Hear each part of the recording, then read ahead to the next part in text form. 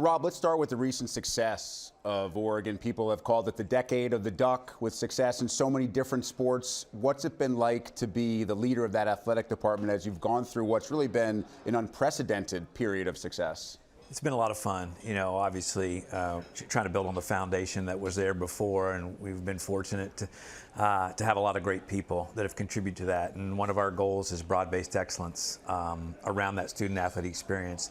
And to see so many student-athletes have success, that's why we're in this business. And as you watch your student-athletes succeed athletically and in the classroom and get ready to make this move, what do you hope is there for them at the end of this transition period? Well, at the core of everything we do is that student-athlete experience, and the Big Ten stands for that, right? The Big Ten cares deeply, has a long, rich tradition of supporting student-athletes, as you said, academically, in every walk of life. And then obviously we want to compete for championships, and we'll have that opportunity not only at the league level, but when you can win a Big Ten championship, you can win a national championship, and so we're excited about that.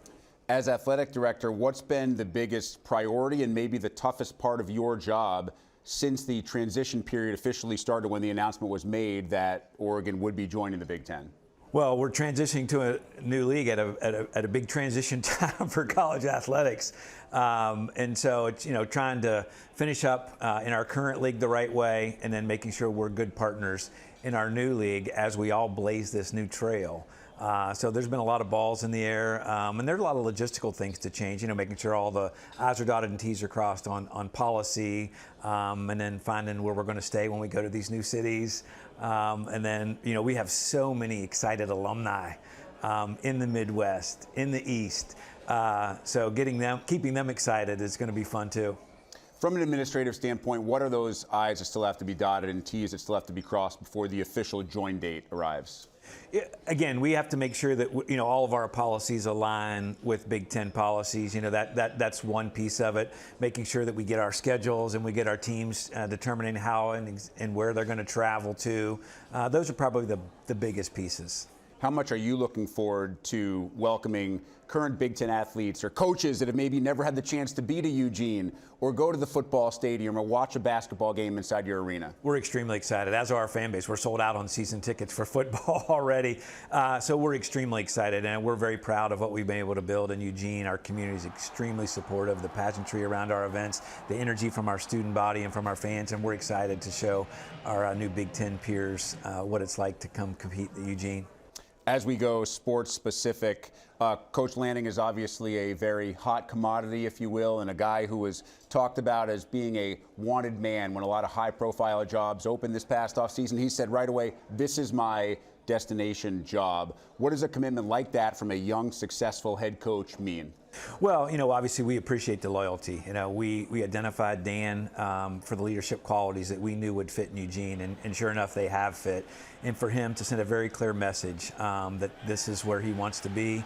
He's committed to building championship programs, sustained championship level of football. In this ever-changing environment, there's one piece of stability that student athletes can count on and fans can count on. It means a lot.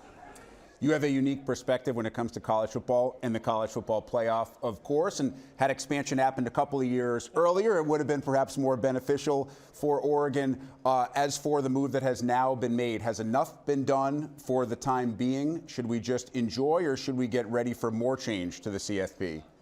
Well, I think, first of all, the college football playoff has been a huge success at 4 teams, and now we're expanded to 12. I think we should enjoy it. I know everybody's always caught up in what's next, but again, I think college football is so critical to everything that we do in college athletics. That college football playoff has been an amazing success at 4 teams. I think it will be even bigger success at 12 teams, and let's just enjoy it. Dana has won everywhere he's been, and he does so in a somewhat understated way, which is, I think, why he remains something of an underrated coach. What are his best qualities? Well, he's a Hall of Fame coach. When you look at his record, tremendous work ethic, very genuine person, and we'll put his X's and O's up against anybody. If you've followed his career, you know that what you see in November is not what you get in February and March, and his teams are always playing the best towards the end of the season, and that's why we've had so much success in the tournament. it's easy to talk about the revenue sports because they're the ones that everybody sees, but Oregon has deep success and a lot of student athletes involved in those quote-unquote Olympic or non-revenue sports. What does this move mean for them? Well, obviously they want to compete at the highest level, and as you look at the future of college athletics, you know, there are two leagues that have really separated themselves, and the Big Ten is one of those. And so we're excited to be a member in the Big Ten. And again, you're still going to challenge yourself against the best in no matter what sport it is. So we're extremely excited to go, you know, accept that challenge to compete against the best. Rob, what's right about NIL right now, and what needs to be fixed before it becomes all the way right? Yeah, I think what's right about it is, you know, we've been on this continuum of really allowing us to provide additional student athlete support. You know, first we went to cost of attendance, then to enhanced meals, and NIL was kind of the next piece on that. So these student athletes deserve to benefit from their name, image, and likeness. And now I think we just need to get a set of rules that we all can appreciate and support so that there is competitive equity. How much does that statement, a set of rules and competitive equity, also apply to the transfer portal? Probably similar, but, you know, I do think, you know, as professionals and coaches have flexibility, I do think student athletes should have that flexibility as well. I do think it's important that we maintain the rules to ensure their academic success along with that portal. That's priority number one, but, you know, they probably deserve that flexibility.